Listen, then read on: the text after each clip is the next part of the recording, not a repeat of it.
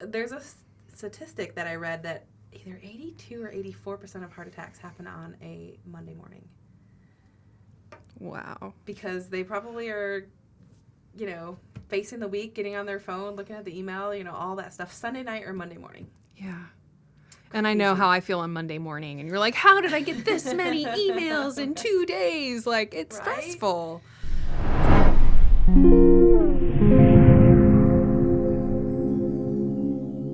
Definitely no screen time.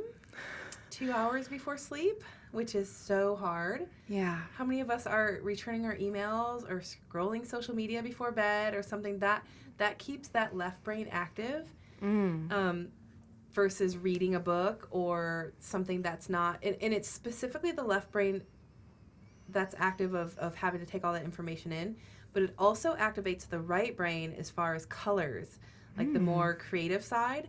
The different colors when you're scrolling something and, specifically versus an email is probably more left brain. But scrolling or watching a movie or a TV show, it's the screen changing and the colors coming at you and the different information keeps the brain active. So no screen time. That's so hard to do, but that simple thing has cured insomnia that people have been, on medications for. I've also found, and this is a little bit of a hard one, and it's a big pain for the whole family, shutting off your Wi-Fi at night. I truly believe, and there's a lot of information out there on electromagnetic frequencies and EMFs, keeping your body active, keeping your brain active, that frequency wave in the air at night from the Wi-Fi, and obviously if you're in an apartment complex or something, you might have neighbors, but it's not going to be the same as in your house. So shutting off your Wi-Fi. Some of my Lyme disease patients truly believe that keeping the Wi-Fi or being in a high Wi-Fi area they've experienced kind of keep the bugs active. Like they're agitated or irritated by this frequency. Wow. So turning it off relaxes their infections as they're fighting them and relaxes their system. Like it increases their pain to try to sleep with Wi-Fi. Wow. So that kind of calms the brain too. These are, not easy things to do because guess what? You got to go turn your router back on in the morning. And people have gotten real clever with this. Like they get strips that they can just. Yeah, I've got like my TV and computer, everything's like all on a power strip, so I can just like boop. Exactly. But then you have to go turn it on. You can't just check your email first thing in the morning, which is a good thing too, right? Now they're saying like, hey, wake up, start your day before you get on your phone, and because it causes anxiety and stress, which is also fatiguing. There's a statistic that I read that either 82 or 84% of heart attacks happen on a Monday morning. Wow. Because they probably are, facing the week, getting on their phone, looking at the email, all that stuff, Sunday night or Monday morning. Yeah. And I know how I feel on Monday morning. And you're like, how did I get this many emails in 2 days? Like, it's stressful. So that's a huge one, just shutting it down, but then don't jump right into it in the morning, which maybe turning your router off will delay you a couple minutes from having to do that. Yeah. Again, we're den animals, so dark curtains, the blackout curtains I think are hugely helpful if you have a hard time sleeping. Although if you go to bed early enough and you're sleeping your, hours before the sun rises, that's a great idea too. Right. I also think a patient actually told me about this. Waking up to the natural sun is super helpful. So they told me about an alarm clock. Have you heard of this or seen this? It's like a big bulb thing. And about 45 minutes before it actually goes off, it starts to brighten like the sun in your room. Oh. And it kind of slowly comes on, and like you can set it to birds chirping or water running or something that slowly wakes you up, and then all of a sudden it's really bright. Like, not all of a sudden, really, it's gradual, but at the end it's really bright. So you're kind of waking up like you would naturally by nature. And what that does is the fact that it starts 45 minutes before you set your alarm for it to be completed, is it doesn't pull you out of a deep sleep.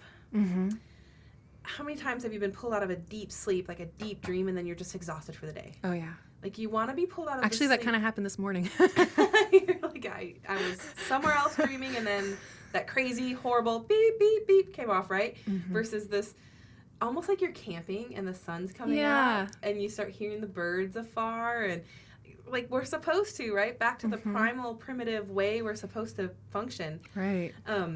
When you get woken up in that deeper, the circadian rhythms of the alpha, beta waves of sleep, when you're way down here and you're shocked awake, your body, your whole endocrine system's like, what just happened? And you're exhausted.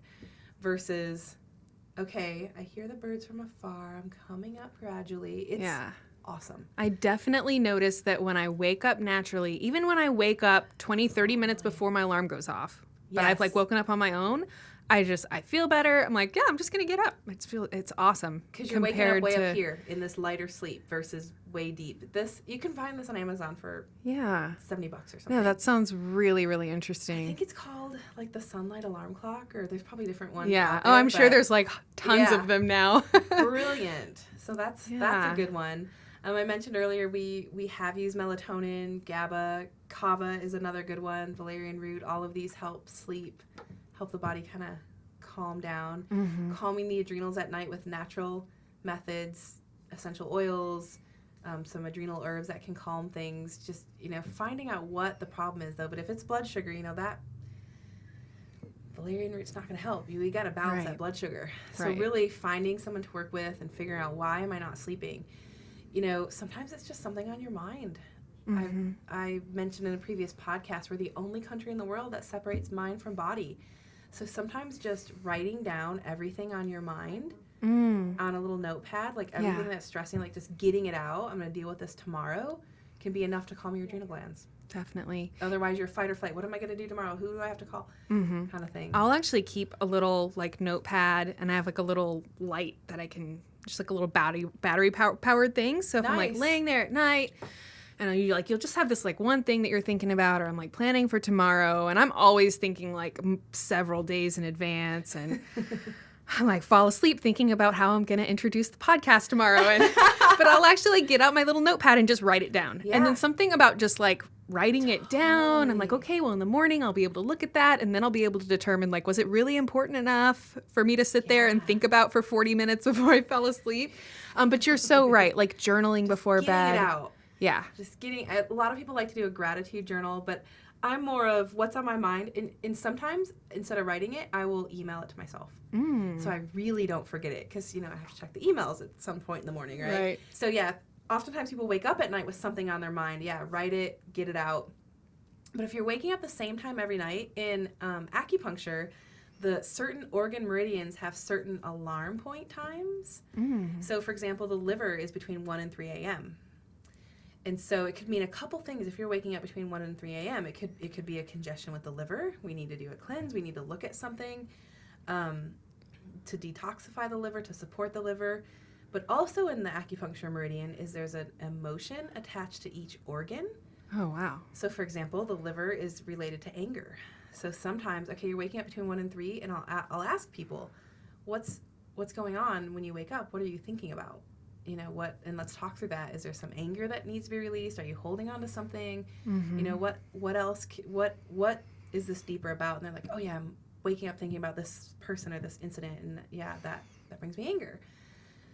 Huge to work through. And sometimes just recognizing it or acknowledging it is enough. Other times they have to go work on it with somebody.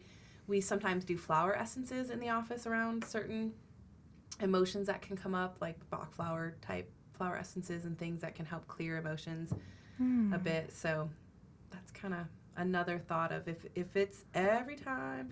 And some patients tell me, oh yeah, it's 2:37.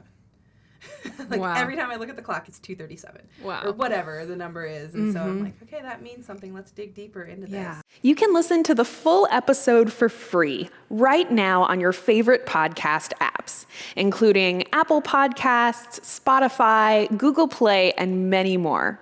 And you'll be the first to hear our new episodes every Tuesday and Thursday. To see the full video version of this interview, along with hundreds of other life-changing health and wellness videos, sign up for wellnessplus.tv. Or you can simply become one of our Patreon supporters.